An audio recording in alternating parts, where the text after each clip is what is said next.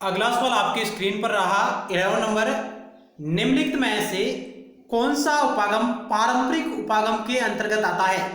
मार्क्सवादी, संरचनात्मक प्रकार्यात्मक उपागम, न्यायवादी, व्यवस्था उपागम। मित्रों, न्यायवादी उपागम है जो परंपरागत उपागम के अंतर्गत आता है। इसे कानूनी उपागम भी कहा जाता है। ऑप्शन सी राइट होगा।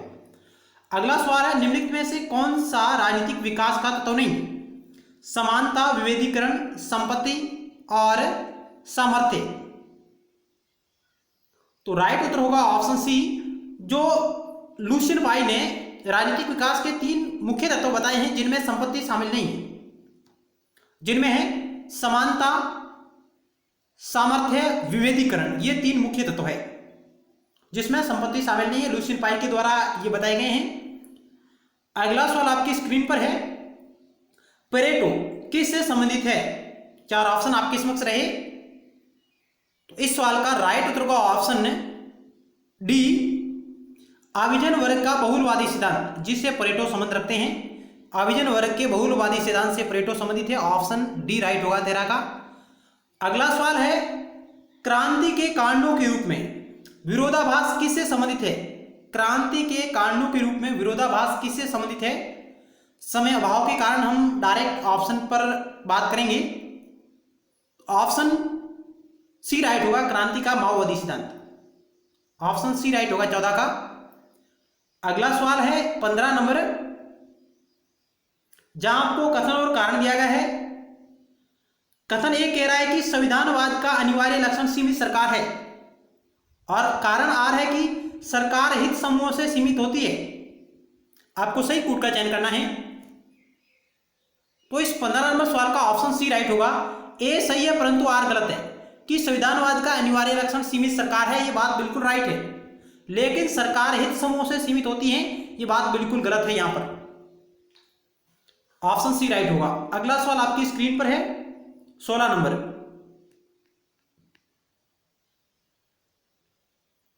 16 नंबर सवाल, यहां भी आपको कथन और कारण दिया गया है कि इंग्लैंड में बहुल कार्यवाहिका है। इंग्लैंड में बहुल कार्यवाहिका एक कार्यपालिका है, और कारण दे रखा है कि इंग्लैंड में राज्य का प्रधान सरकार के प्रधान से भिन्न है। इस 16 नंबर सवाल का ऑप्शन डी राइट होगा। ए गलत परंतु आर सही है कि इंग्लैंड में बहुल कार्यपालिका नहीं है मित्रों। तो बहुल कार्यपालिका ये स्विट्जरलैंड है, स्विट्जरलैंड को कह सकते हैं, उसका उदाहरण है स्विट्जरलैंड इसका। लेकिन इंग्लैंड में राज्य का प्रधान सरकार के प्रधान से भिन्न होता है। ये बात बिल्कुल सही है, और यही बात हमारे भारत में लागू होती है कि राज्य का प्रधान सरकार के प्रधान से भिन्न है। राज्य का प्रधान राष्ट्रपति और सरकार का प्रधान प्रधानमंत्री। इसी प्रकार इंग्लैंड में है, जहां पर राज्य का प्रधान राजा और सरकार का प्रधान प्रधानमंत्री होता है, लेकिन इंग्लैंड में बहुल कार्यपालिका नहीं है। तो ऑप्शन आपका डी राइट होगा। ए गलत किंतु आर सही है। अगला सवाल आपकी स्क्रीन पर रहा 17 नंबर। यहां कुछ अवधारणाएं दी गई हैं और उनको आपको उद्भव के क्रम में व्यवस्थित करना है। कौन सी सबसे पहले आई और कौन सी सबसे बाद में आई। तो इस 17 नंबर का सवाल का राइट उत्तर का ऑप्शन ए राइट होगा। ये सभी इस प्रकार क्रम में है। सबसे पहले ये आया, उसके बाद ये, उसके बाद ये और उसके बाद ये। पेरोस्ट्राइका ये मिखाइल गोर्बाचोव से संबंधित है, जिन्होंने शीत युद्ध के दौरान जो नीतियां अपनाई। मिखाइल गोर्बाचोव रूसी राष्ट्रपति, ग्लास्नोस्ट और पेरोस्ट्राइका जो अवधारणा है मिखाइल गोर्बाचोव के द्वारा दी गई है। शीत युद्ध के दौरान रूस के राष्ट्रपति थे। और अभिजन वर्ग का परिसंचरण सिद्धांत ये पेरेटो का है। और स्वयं में वर्ग तथा स्वयं के लिए वर्ग, ये 2 प्रकार के वर्ग कार्ल मार्क्स ने बताए हैं मित्रों। स्वयं में वर्ग तथा स्वयं के लिए वर्ग, ये वर्ग का विभाजन किया है कार्ल मार्क्स ने। तो ये भी सवाल आ सकता है कि ये अवधारणा किसकी है, स्वयं में वर्ग और स्वयं के लिए वर्ग। तो ये है मार्क्स का है, जिन्होंने वर्ग को 2 भागों में बांटा है, स्वयं में वर्ग और स्वयं के लिए वर्ग। इस प्रकार का सवाल आ सकता है, इसे आप जरूर नोट करिएगा, ये मार्क्स का संबंधित है। अगला सवाल आपकी स्क्रीन पर रहा, जहां आपको कुछ पुस्तकें दी गई हैं और उनको उनके उद्भव के क्रम में व्यवस्थित करना है, प्रकाशन के क्रम में। Public opinion and American democracy, modern democracies, federal government और comparative government. Comparative government Finer की है, एच ई फाइनर की पुस्तक है, और फेडरल गवर्नमेंट के सी वीर की पुस्तक है। मॉडर्न डेमोक्रेसी ये जेम्स ब्राइस की पुस्तक है, James Bryce. Public opinion and American society V O Key की पुस्तक है, वीओकी। तो 18 नंबर सवाल का राइट उत्तर होगा ऑप्शन डी राइट होगा।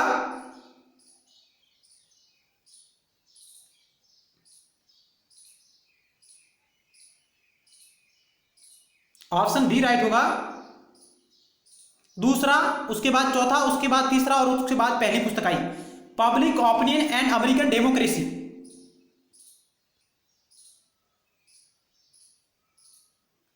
Public opinion and American democracy यह पुस्तक वीओकी की है, जो हमारे सामने आई थी 1961 में। मॉडर्न डेमोक्रेसी जेम्स ब्राइस की पुस्तक है, 1921 में आई, और फेडरल गवर्नमेंट यह पुस्तक आई 1949 में। इस प्रकार ऑप्शन आपका डी राइट होगा। चलते हैं अगले सवाल की ओर।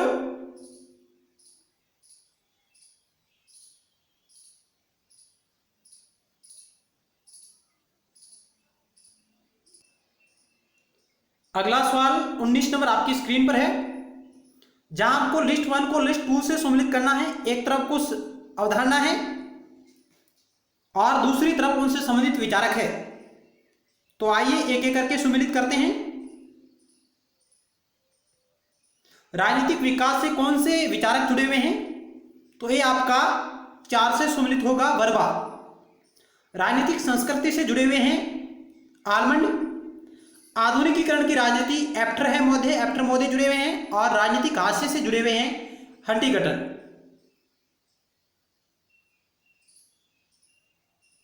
तो इस प्रकार सम्मिलित होंगे। ए आपका 3 से, बी आपका सॉरी ए आपका 4 से, और बी आपका 3 से, और सी 2 से, और डी 1 से। तो ऑप्शन बी राइट होगा। राजनीतिक विकास वर्बा, राजनीतिक संस्कृति आलमंड, और आधुनिकीकरण की राजनीति एफ्टर, और राजनीतिक हास्य या राजनीतिक पतन की बात की हंटिंगटन ने। हंटिंगटन है जो राजनीतिक विकास और पतन दोनों की बात करता है। तो ऑप्शन बी आपका राइट होगा। अगला सवाल 20 नंबर आपकी स्क्रीन पर है। यहां भी आपको एक तरफ विद्वान है और दूसरी तरफ अवधारणाएं दी गई, उनको सम्मिलित करना है। प्लेटो है, लेनिन है, ग्रीन है, और एप्स्टीन है। तो आइए एक एक करके सम्मिलित करते हैं।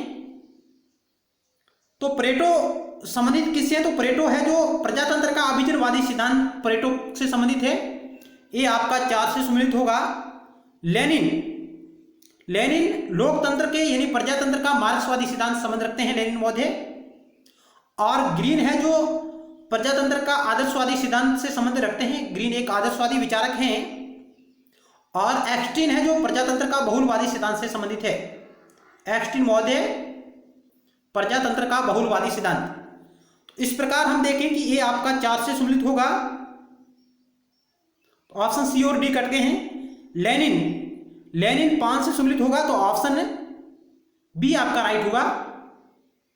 प्लेटो 4 से प्रजातंत्र का अभिजनवादी सिद्धांत, लेनिन प्रजातंत्र का मार्क्सवादी सिद्धांत, ग्रीन प्रजातंत्र का आदर्शवादी सिद्धांत, और एप्स्टीन है प्रजातंत्र का बहुलवादी सिद्धांत। इस प्रकार ये सम्मिलित होंगे। अगला सवाल आपकी स्क्रीन पर रहा 21 नंबर।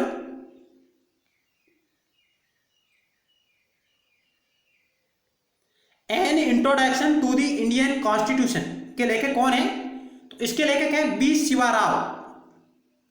ऑप्शन बी राइट होगा, बी शिवा राव। अगला सवाल आपकी स्क्रीन पर है। राज्य स्वायत्तता प्रलेखों के संदर्भ में निम्नलिखित कूटों में से सही क्रम पहचाने, यानी सही क्रम में आपको व्यवस्थित करना है। तो इस 22 नंबर सवाल का राइट उत्तर होगा ऑप्शन, चेक करते हैं। सरकारी आयोग को अकाली सरकार द्वारा दिया गया मेमोरेंडम, राजमनार समिति प्रतिवेदन, श्रीनगर कॉन्क्लेव संकल्प, पश्चिम बंगाल सरकार का मेमोरेंडम। इस 22 नंबर सवाल का ऑप्शन ए राइट होगा। दूसरा, तीसरा, चौथा और पहला इस प्रकार रहेंगे। पश्चिम बंगाल सरकार का मेमोरेंडम 1977, राजीनामा समिति प्रतिवेदन ये आया थी, इसका गठन तो 1969 में हुआ है और इसका प्रतिवेदन 1971 में आया है। चलते हैं नेक्स्ट सवाल की ओर। कारण दिए गए हैं कि भारतीय संविधान केवल नाम के लिए संघीय है और यह कारण दे रखा है कि संघीकरण की प्रक्रिया केंद्र को दुर्बल तथा राज्यों को सबल बनाती है। क्या होगा इस 24 नंबर सवाल का राइट उत्तर आप चयन कीजिएगा। ऑप्शन सी राइट होगा। ए गलत परंतु आर सही है। भारत का संविधान केवल नाम के लिए संघीय है, ये बात नहीं है। ऑप्शन आर जो कारण है वो बिल्कुल सही। संघीकरण की प्रक्रिया केंद्र को दुर्बल और राज्यों को सबल बनाती है, ये बात बिल्कुल सही है।